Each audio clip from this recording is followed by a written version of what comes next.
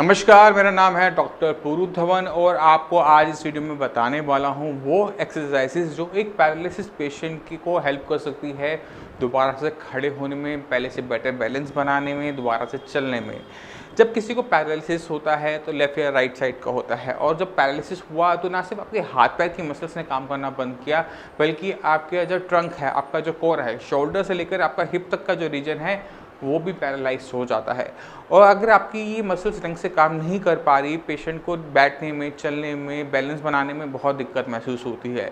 तो इन कोर या जिसे हम ट्रंक भी कहते हैं, इसमें पावर लाना, इसमें स्ट्रेंथनिंग करना एक बहुत ज़्यादा इंपॉर्टेंट हो जाता है, ना सिर्फ एक फिजियोथेरेपिस्ट के लिए बट एक पेशेंट के लिए भी। तो आपको जो एक्सरसाइज मैं बताने वाला हूँ वो बहुत ईजी रहेंगी, सिंपल रहेंगी। बिगिनर लेवल होगा, उसमें इंटरमीडिएट लेवल होगा और एडवांस लेवल भी होगा। आप एडवांस लेवल तक की एक्सरसाइज इस वीडियो से सीख जाएंगे। मगर हम पहले एक्सरसाइज में जाएं इससे पहले थोड़ा ज़रूरी हो जाता है पैरालिसिस के बारे में समझना। मैं जानता हूँ आप पैरालिसिस के बारे में जानते हैं, आपने सह रहे हैं उसको, मगर आप उसको गहराई से नहीं जानते। जब तक आप अपने शत्रु को, आप उसकी कमियों से नहीं जानते, तब तक आप उसे जीत नहीं सकते। तो हम थोड़ा सा पैरालिसिस को रिवाइंड कर लेते हैं, देख लेते हैं कि आपकी ज़िंदगी में क्या हुआ और क्यों आप ठीक नहीं हो पाए। तो जब किसी को पैरालिसिस होता है, ब्रेन यानी ब्रेन स्ट्रोक का मतलब है कि ब्रेन के अंदर किसी टाइप का खून का थक्का आना या ब्रेन हैमरेज होना, नस फट जाना। तो जब ये कुछ हुआ तो आपके ब्रेन का एक हिस्सा ने काम करना बंद कर दिया। अब दिमाग का काम क्या होता है कि आपके हाथ पैर की मसल्स को मूव करना, कंट्रोल करना। तो ये अब वो ब्रेन का हिस्सा नहीं कर पा रहा है, जिसकी वजह से आपके हाथ पैर की मसल्स ने काम करना, हिलना डुलना, कंट्रोल करना बंद कर दिया और वो टाइट हो गई या फिर वो ढीली होकर लटक गई। अगर हम चाहते हैं एक पैरालिसिस पेशेंट के हाथ पैर में फंक्शनिंग लेकर आना, तो हमें शुरुआत कहाँ से करनी पड़ेगी? हाथ पैर से नहीं, हमें शुरुआत करनी पड़ेगी उसकी ब्रेन से, जहाँ पे क्लॉट आता है, जहाँ की सेल्स काम नहीं कर रहे, जहाँ से कमांड सिग्नल्स ही नहीं आ रहे। तो इस सिग्नल्स को लाने के लिए जो ब्रेन की जो सेल्स हैं वो अब कैसे काम करते हैं। तो अगर आप थोड़ा पीछे जाके देखो कि जब आपको पैरालिसिस हुआ था तो कंडीशन बिल्कुल डिफरेंट थी। आप बिल्कुल बेड पे थे, बिल्कुल हिला नहीं जाता था, बोला नहीं जाता था, मगर धीरे धीरे पहले 6 महीने के अंदर आप में बहुत अच्छी इम्प्रूवमेंट आई। आप दोबारा से चलने लगे, बोलने लगे, आपका हाथ हिलने लगा। मगर कहीं ना कहीं वो 6 महीने बाद इम्प्रूवमेंट कहीं ना कहीं रुक गई। अब उसके बाद इम्प्रूवमेंट आपकी बॉडी में नहीं आ रही, आपका हाथ नहीं चल रहा, पैर नहीं चल रहा। क्यों? क्योंकि आपके मसल्स में चेंजेस आए नहीं, आपके ब्रेन में क्या हुआ कि जो इम्प्रूवमेंट आ रही थी, ब्रेन के सेल्स जो सीख रहे थे वो सीखना बंद कर देते हैं। अब दिक्कत यहीं से शुरू होती है। अगर हम एक पैरालिसिस पेशेंट को ठीक करना चाहते हैं तो दोबारा से हमें ये जो नेचुरल प्रोसेस होता है जिसके अंदर हमारे ब्रेन के सेल्स दूसरे डेड सेल्स का काम करना सीखते हैं, वो शुरू करना पड़ता है। इसे हम कहते हैं न्यूरोप्लास्टिसिटी, यानी ब्रेन के सेल्स को ट्रेन करना। अब अगर हम मेडिसिन, जब हम साइंस इंजीनियरिंग की मेडिसिन स्टार्ट करते हैं तो ये डेवलपमेंट होनी स्टार्ट हो जाती है कि ब्रेन के सेल्स दोबारा से सीखना शुरू कर देते हैं। दिक्कत ये आती है कि उनको ये नहीं पता होता कि अब करना क्या है। उनको उन सेल्स को, उस ब्रेन के नए हिस्से को सिखाने के लिए हमें क्या करना पड़ता है? रिपीटिशन, यानी एक ही काम को बार बार करना पड़ता है। अब इस काम को बार बार करने के लिए हमें रिपीटिशन यानी एक्सरसाइज करनी पड़ेगी, और एक्सरसाइज के साथ साथ, रिपीटिशन के साथ साथ हमें करनी पड़ती है मसल्स की स्ट्रेंथनिंग। क्योंकि अब जो मसल्स काम कर रही होती हैं, मैक्सिमम देखा जाता है वो मेजर मसल्स नहीं होती, वो माइनर छोटी छोटी मसल्स होती हैं जिनको हम कम यूज़ करते हैं। तो उन कम यूज़ की मसल्स को अगर हम उसमें स्ट्रेंथ लेकर आना चाहते हैं, दोबारा से ताकत लेकर आना चाहते हैं, तो एक ही तरीका हमारे पास होता है, वो है एक्सरसाइज का। क्योंकि जब आप एक्सरसाइज करते हो तो क्या देखते हो? मसल्स बड़ी हो जाती हैं। छोटी मसल्स को बड़े बनाना है, उनमें स्ट्रेंथ लेकर आना है, तो इकलौता रास्ता एक्सरसाइज है। कोई मेडिसिन काम नहीं करती है इसके अंदर। तो वो दोनों चीज़ों पे हमें काम करना है, हमें ब्रेन पे भी काम करना है, हमें मसल्स पे काम करना है। जब दोनों ही चीज़ें साथ में काम करती हैं तभी जाके पेशेंट्स के अंदर वो चेंजेस आ पाते हैं जिसके लिए साइंस इंजीनियरिंग फेमस है। तो शुरुआत करते हैं अपनी सिंपल एक्सरसाइज से, बिगनर लेवल की एक्सरसाइज से, जो आपके ट्रंक, आपके कोर को सॉलिड करने में आपकी हेल्प करेगी, आपको दोबारा से खड़े करने में, बैलेंस करने में आपकी हेल्प करेगी। आज जो आपको सबसे पहले एक्सरसाइज मैं बताने वाला हूँ वो बहुत सिंपल एक्सरसाइज है। कोई भी पैरालिसिस का पेशेंट इसे आराम से कर सकता है। और ये जो एक्सरसाइजेस होती हैं ये आपके कोर, आपकी ट्रंक, इस पार्ट को सॉलिड करने के लिए बनी हुई होती हैं। क्योंकि जब हम पैरालिसिस देखते हैं कि किसी को पैरालिसिस होता है, ब्रेन स्ट्रोक होता है, तो आधा हिस्सा पूरा का पूरा पैरालाइज्ड होता है। आर्म के साथ, लेग के साथ आपका ये जो हाफ पार्ट है, ट्रंक आपका गर्दन से लेकर आपके नीचे तक, नाभि से नीचे तक, ये हिस्सा भी पैरालाइज होता है। अगर ये ढंग से काम ना कर रहा हो तो पेशेंट को बैलेंस बनाने में दिक्कत होती है, खड़े होने में दिक्कत होती है। तो सिंपल एक्सरसाइजेज स्टार्ट करेंगे। वो एक्सरसाइज सबसे पहले बताऊंगा जो सबसे इजी है बिगनर्स के लिए। अगर आपसे कुछ ना हो तो इस एक्सरसाइज आप बहुत सिंपल तरीके से कर पाएंगे। तो इस एक्सरसाइज में आपने कुछ ज़्यादा मेहनत नहीं करनी होती। आपने अपने आर्म को बेड से, सॉलिड बेड हो, हार्ड बेड हो, थोड़ा सा फर्श पे रखना है दोनों तरफ से। अपने घुटनों को दोनों को मोड़ना है और उसके बाद अपनी कमर को उठाना है और यहाँ पे होल्ड करना है। जितना आप होल्ड कर सके ठीक है। ये 10 सेकेंड भी हो सकता है, नीचे रखा 10 सेकेंड भी हो सकता है, ये 2 सेकेंड भी हो सकता है। जितना आप कर सके आपने उतना करना है। आपने होल्ड करना है, 2-4 सेकेंड अपना आराम करना है, फिर से लिफ्ट करना है। 1 2 3 4 5 6 7 8 9 10, नीचे। इस तरह से आपने 10 सेकेंड का वहाँ पर जाकर होल्ड करना है। फिर से करेंगे एक बार, दोबारा देखेंगे इसको। 1 2 3 4 5 6 7 8 9 10।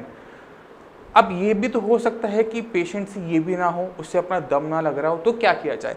अगर पेशेंट से अपना दम नहीं लग पा रहा तो आप पेशेंट की कमर के नीचे हाथ रखकर यहाँ होल्ड कर सकते हैं, उसकी मदद कर सकते हैं कि यहाँ पर वो होल्ड करे और वहाँ पर आप काउंट कीजिए अपने सेकेंड्स। 1 2 3 4 5 6 7 8 9 10। इस तरह से भी एक्सरसाइज करवाई जा सकती है। जब पेशेंट की मसल्स में ताकत आ जाएगी तो वो ये एक्सरसाइज खुद ब खुद करने लगेगा। तो ये असिस्टेड भी हो सकती है और नॉन असिस्टेड भी। बहुत सिंपल एक्सरसाइज है, कोई सामान नहीं चाहिए, कुछ नहीं चाहिए, सिर्फ आपको चाहिए टाइम। सेकेंड जो एक्सरसाइज आपको बताने वाला हूँ वो पहले वाली से भी सिंपल है। इसमें आपने क्या करना है, अपने नीज को, दोनों नीज को बेंड करना है और उसके बाद दोनों नीज को लेफ्ट लेकर जाओ, फिर राइट लेके जाओ। ये पेशेंट खुद ब खुद भी कर सकता है और ये असिस्टेड भी हो सकती है, किसी की हेल्प से भी हो सकती है। इससे क्या होता है, अगर आप ध्यान से देखें तो ये जो आपकी यहाँ की जो मसल्स हैं उस पर जोर पड़ता है, वो उसमें जो फ्लेक्सिबिलिटी आनी शुरू होती है, जहाँ वहाँ पे स्पास्टिसिटी होती हैं वो हटने लगती है। पेशेंट को खड़े होने में यहाँ बैक से हेल्प मिलनी शुरू हो जाती है, पेशेंट को जो अपना बैलेंस बनाने में हेल्प मिलती है। तो ये जो एक्सरसाइज है इसे हम कहते हैं नी रोलिंग। ये पेशेंट के लिए काफ़ी हेल्पफुल है। अगर पेशेंट को स्टैंड होने में दिक्कत होती है, बैलेंस बनाने में दिक्कत होती है, तो ये पेशेंट खुद भी कर सकता है और ये अगर नहीं कर पा रहा तो ये असिस्टेड भी हो सकती है, किसी के हाथ से भी आप इसको आराम से आप करवा सकते हो। अब सवाल उठता है कि कितना आपने करवाना है।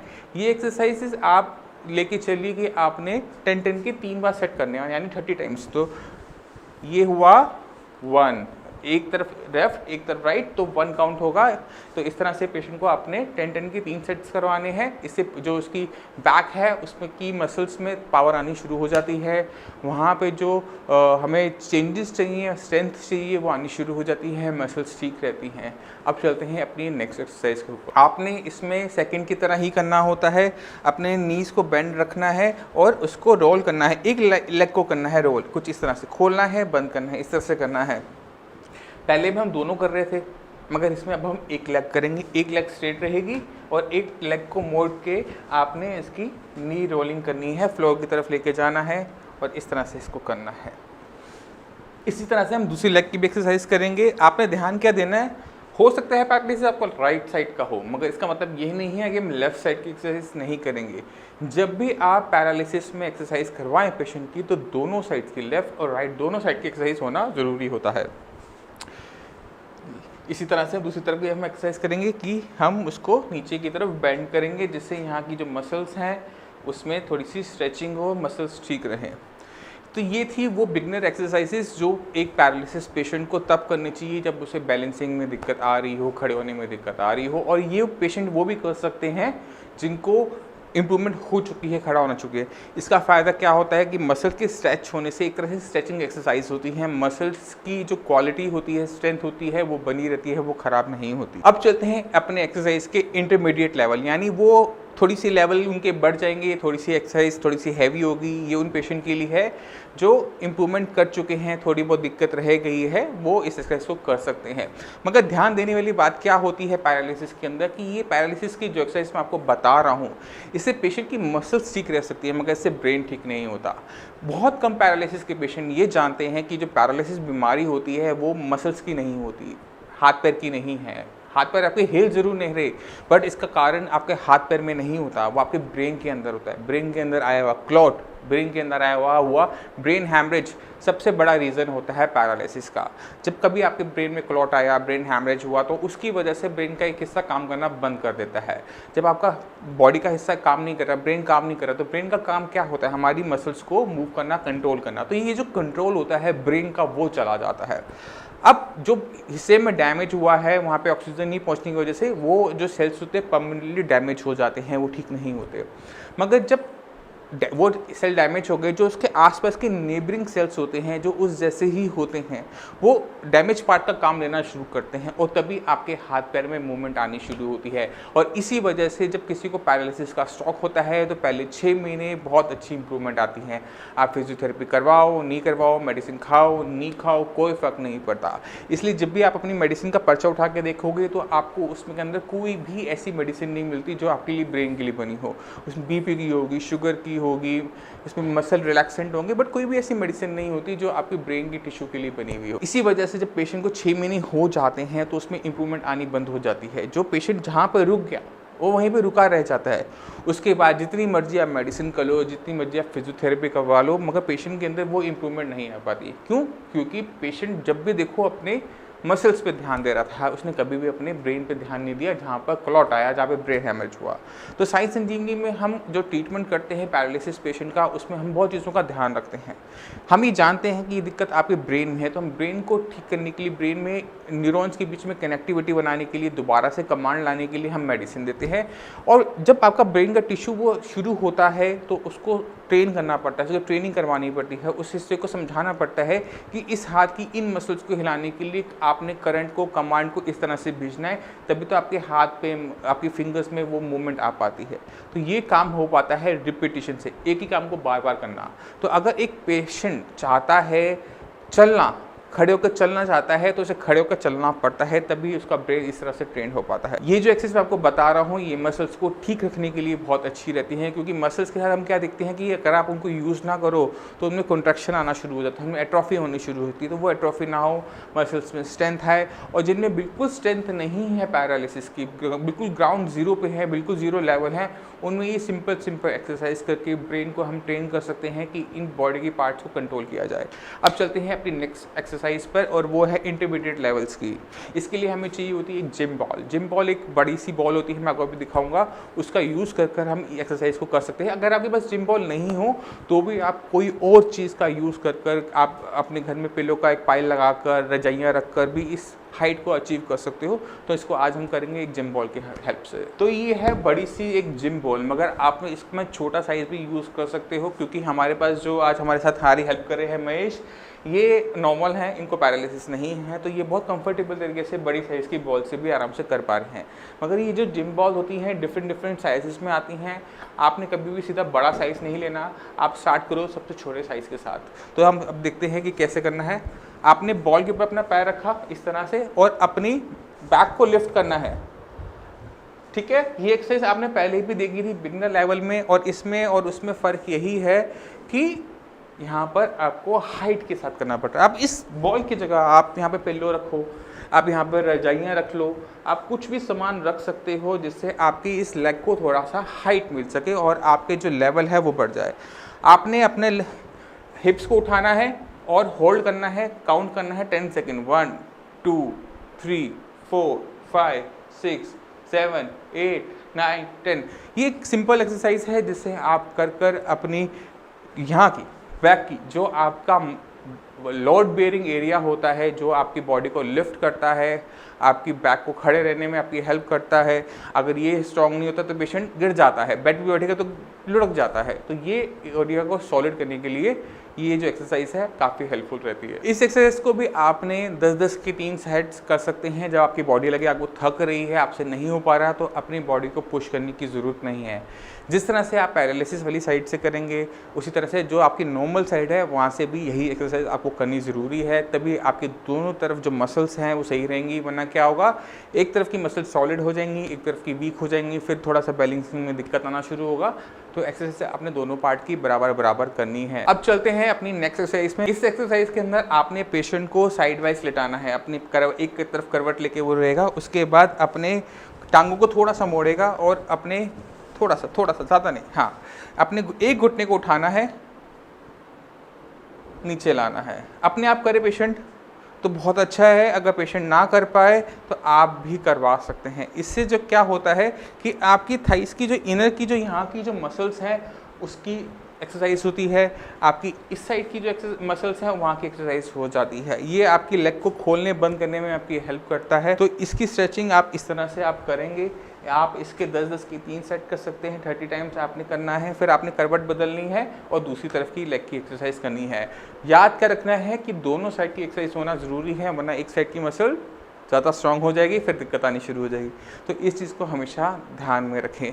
अब चलते हैं अपने इंटरमीडिएट लेवल की थर्ड एक्सरसाइज के ऊपर, जो एक पेशेंट पैरालिसिस का आराम से कर सकता है। इस एक्सरसाइज के अंदर आपको थोड़ा सा जो पोजीशन होती है चेंज करनी पड़ती है। थोड़ा सा आपको, जैसे अपने बच्चों के लिए आप घोड़ा बने कभी, तो आपको वैसे घोड़े की तरह बनना होता है। इस एक्सरसाइज के अंदर आपने क्या करना होता है, आपने एक साइड का हाथ और दूसरी साइड का पैर उठाना होता है। एक साइड के दोनों हाथ पैर उठाओगे तो गिर जाओगे। तो ध्यान के रखना है, अगर लेफ्ट आर्म को उठाओ और राइट पैर को उठाना है। देखा आपने, ये एक्सरसाइज डिफ़िकल्ट है, काफ़ी डिफ़िकल्ट है, हर पैरालिसिस का पेशेंट नहीं कर सकता। ऐसी पोजीशन में रहकर आपने होल्ड करना है। अगर आप ध्यान देखें तो आपने सारा का सारा अपना जो वेट है अपने लेग पे डाल दिया और आर्म पे डाल दिया। इसमें आपका एक पैरालिसिस वाला पार्ट ज़रूर इन्वॉल्व हो जाएगा।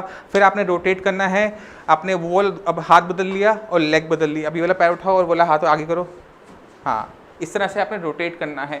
मगर ये तब करना है जब आप इसके लायक हो जाएं, क्योंकि इसमें आपको बहुत ज़्यादा अपनी बॉडी पे वेट जो होता है वो शिफ्टिंग होती है। गिरना नहीं है, चोट नहीं खानी, ध्यान से करना है, बेड पे नहीं करना, इसको नीचे फ्लैट सरफेस पे आप करें तो ये काफ़ी अच्छा है। और जब आप करते हैं तो उस पोजीशन में आपने होल्ड करना होता है। आप कितने सेकंड होल्ड कर सकते हैं वो आपकी बॉडी की स्ट्रेंथ पे, आपकी कोर पे डिपेंड करता है। हो सकता है स्टार्टिंग में कम हो, बट ये धीरे धीरे बढ़ जाता है और इसीलिए ये एक्सरसाइज आपको बताई जा रही हैं। अब चलते हैं हार्डेस्ट लेवल पे। जब आप ये सारे लेवल्स क्रॉस कर लें तो आपको अब हम ले चलते हैं एडवांस लेवल पे, और एडवांस लेवल की एक्सरसाइजेस एडवांस ही होती हैं। तो एडवांस लेवल की फर्स्ट एक्सरसाइज के लिए आपको चाहिए जिम बॉल। जिम बॉल आप पैर के नीचे रखेंगे, हाथ अपने सिर के पीछे, आपने इसको नीचे बेड पे लगाना नहीं है, इसकी हेल्प नहीं लेनी, तभी इसका लेवल तो बढ़ा। तो इस तरह से आपने हाथ को सपोर्ट ना लेने के लिए अपने सिर के पीछे रखा और अपना हिप को लिफ्ट करना है, होल्ड करना है वहाँ पे जितना आप कर सकते हैं। 1 2 3 4 5 6 7 8 9 10। इसी तरह से आप इसको कई बार करेंगे, जिससे आपकी जो एरिया है, आपका जो कोर है वो सॉलिड हो सके और उसमें ताकत आ सके। तो ये एक्सरसाइज अक्सर तब हम करवाते हैं जब पेशेंट ऑलमोस्ट ठीक हो चुका है। साइंस इंजीनियरिंग का ट्रीटमेंट स्टार्ट किया, मेडिसिन ली, तो धीरे धीरे उसके लेवल बहुत तेज़ी से बदलने शुरू हो जाते हैं, पेशेंट में इंप्रूवमेंट आनी शुरू होती है। पेशेंट जब समझता है कि मुझे थोड़ी बहुत दिक्कत बैलेंसिंग की रह गई, या उसको लगता है कि मेरी यहाँ की जो मांसपेशियाँ हैं वो भी पूरा कमांड नहीं ले रही, उसमें स्ट्रेंथ चाहिए, जो मेरी मसल्स हैं जो अब काम कर रही हैं वो पहले वाली नहीं है, अब जो मसल्स काम कर रही हैं वो छोटी थी, और उनको सॉलिड करने के लिए ये जो एक्सरसाइज है ये काफ़ी हेल्पफुल रहती है। मगर ये तब है जब आप इस लेवल तक पहुंच जाएं। अब चलते हैं अपनी नेक्स्ट एक्सरसाइज के ऊपर, जो पेशेंट को हेल्प करती है अपनी कोर की रिकवरी करने में। इसके लिए हमें बॉल की ज़रूरत नहीं है, इसलिए हम बॉल को हटा रहे हैं। इस एक्सरसाइज में बनना होता है आपने सुपरमैन, और सुपरमैन कैसा होता है, हाथ भी हवा में और टांगे भी हवा में। यही हम करेंगे इस एक्सरसाइज के अंदर। इसमें आपने जो अपना वेट होता है चेस्ट और स्टमक वाली रीजन पर लेना होता है, और अपने हाथ को लिफ्ट करना होता है हवा में, और टांगों को लिफ्ट करना होता है हवा में। इस तरह से देखिए, ये टांग पूरी हवा में और हाथ हवा में। इसमें क्या होता है, जो आपका वेट है सारा का सारा सेंटर में हुआ, कोई लिमिट नहीं है कितना आप कर सकते हैं। जितना जितना आपकी बॉडी की मसल स्ट्रांग होती चली जाए उतना आप कर सकते हैं। कोशिश कीजिए जब आप लिफ्ट करें तो वहाँ पर होल्ड करने की कोशिश कीजिए, कितना आप सेकंड वहाँ पे होल्ड कर रहे हैं उसको ज़रा नोटिस कीजिए। और जैसे जैसे आप साइंस इंजन का ट्रीटमेंट चलाते रहेंगे देखेंगे कि आपकी जो ये होल्डिंग टाइम है, होल्डिंग पीरियड है, वो बढ़ता चला जा रहा है। एक तो आप एक्सरसाइज भी कर रहे हैं, उससे भी मसल में स्ट्रेंथ मिलती है, बल्कि जो आप ट्रीटमेंट कर रहे हैं, जो आपका ब्रेन का चल रहा है, जो ब्रेन से आपके जो कमांड आ रही है, मसल्स में स्ट्रेंथ आ रही है, वो भी आपको इस तरह से रिफ्लेक्ट होनी शुरू हो जाती है। तो ये एक एडवांस लेवल की एक्सरसाइज है। सारे के सारे पैरालिसिस के पेशेंट इसको नहीं एकदम शुरू कर सकते। इसको शुरू करने के लिए आपको जो गाइडेंस है वो हम साइंस संजीवनी में देते ही हैं। आपने कुछ नहीं करना, नीचे दी हुई नंबर पर कॉल करना है, बाकी ये काम हमारे डॉक्टर्स आपको समझा देंगे, कर लेंगे। जो सही तरीका है आपको मेडिसिन का, ऑयलिंग का और एक्सरसाइज का, वो सारा का सारा समझाया जाएगा। आप चलते हैं एक्सरसाइज नंबर 3। एक्सरसाइज नंबर जो 3 है एडवांस लेवल की, वो कहीं ना कभी आपने अपनी ज़िंदगी में ज़रूर की होगी और आप उसको कहीं ना कहीं भूल गए होंगे, तो हम आपको दोबारा से वो याद दिला देते हैं। इसमें लेटे लेटे आपने साइकिल चलानी है। साइकिल कैसे हम चलाते थे? हाँ, बस साइकिलिंग करना ही है आपने। अगर आप इस साइकिल चला सकें बहुत अच्छी बात है। इसमें आप खुद समझ सकते हैं कि आपकी सारी की सारी जो लेग की जो मसल्स हैं वो मूव करती हैं, आपकी हिप की, नी की, सारी की सारी मूवमेंट आ रही होती है। और यही हमें चाहिए होता है, यहीं पे हमें स्ट्रॉन्ग करना होता है अपनी मसल्स को। जितना आप उसे मूव करेंगे, रोटेट करेंगे, उतना अच्छा है। तो ये जो एक्सरसाइज मैंने आपको बताई, ज़रूरी नहीं है आप सारी एक्सरसाइज करो, इसमें से कोई एक सिलेक्ट करो जो आप अच्छे से कर सको। जैसे मुझे ये साइकिलिंग वाली एक्सरसाइज मुझे लगता कि अच्छी है, और इंस्टेड मैं सारी एक्सरसाइज को रिपीट करूँ, बस मैं ये वाली एक्सरसाइज अपने रूटीन के अंदर ऐड अप कर लेता हूँ और इसी साइकिलिंग वाली एक्सरसाइज को मैं करता हूँ। तो क्या होगा कि मेरी बैक, मेरी हिप्स, मेरी नी और ये काफ़ी अच्छे स्ट्रॉन्ग हो जाएंगे। और ये हमें चाहिए होता है पेशेंट को दोबारा से खड़ा करने में, दोबारा से चलाने में।